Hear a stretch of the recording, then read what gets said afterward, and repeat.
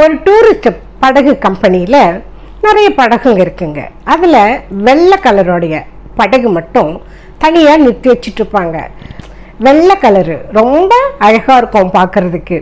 அதனால் அந்த படகை எடுக்காமையே மற்ற படகு மட்டும் டூருக்கு கொடுப்பாங்க.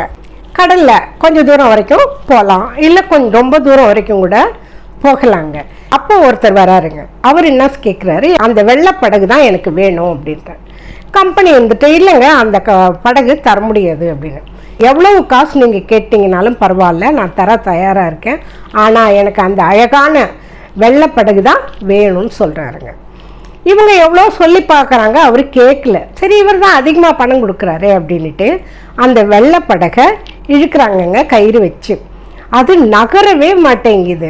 என்னன்னு கேட்டிங்கன்னா, அங்கேயே நிறுத்தி வச்சுருந்தனால அந்த வெள்ளைப்படகோட அடி பாகம் கொஞ்சம் வீணாக போயிடுச்சு. இருந்தாலும் பரவாயில்லன்ட்டு அவர் அந்த படகுல போகிறாருங்க. அந்த படகுல கொஞ்ச தூரம் கூட போக முடியல அவரால், மக்கர் பண்ணுதுங்க. எவ்வளோ அழகாக இருக்குது இந்த வெள்ளைப்படகுன்னு சொல்லிட்டு எடுத்தால் இது வேலைக்கே ஆக மாட்டேங்குது. சரி, நீங்கள் வேறு படகு கொடுங்க அப்படின்னு சொல்லி கேட்குறாரு. எப்போவுமே கடலில் பயணம் செஞ்சுக்கிட்டே இருக்கக்கூடிய படகை வாங்கிட்டு போகிறாரு. அவர் எங்கே நினைக்கிறாரோ அவ்வளோ தூரம் வரைக்கும் போயிட்டு அவர் திரும்புகிறாருங்க. இதே மாதிரி தாங்க இந்த படகுல சொன்னாங்க பார்த்தீங்களா, வெறுமனே நிறுத்தி தான் வச்சுட்டு இருந்தோம், எந்த வேலையும் செய்யலை, ஆனால் அடி வீணாக போயிடுச்சு.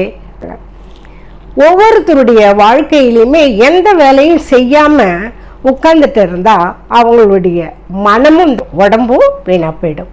அந்த வெள்ளைப்படகு மாதிரி ஒரே இடத்துல இருந்து வீணாகாமல் மற்ற படகுங்க மாதிரி வாழ்க்கையில் சவாரி செஞ்சு வெற்றியை அடையலாம்.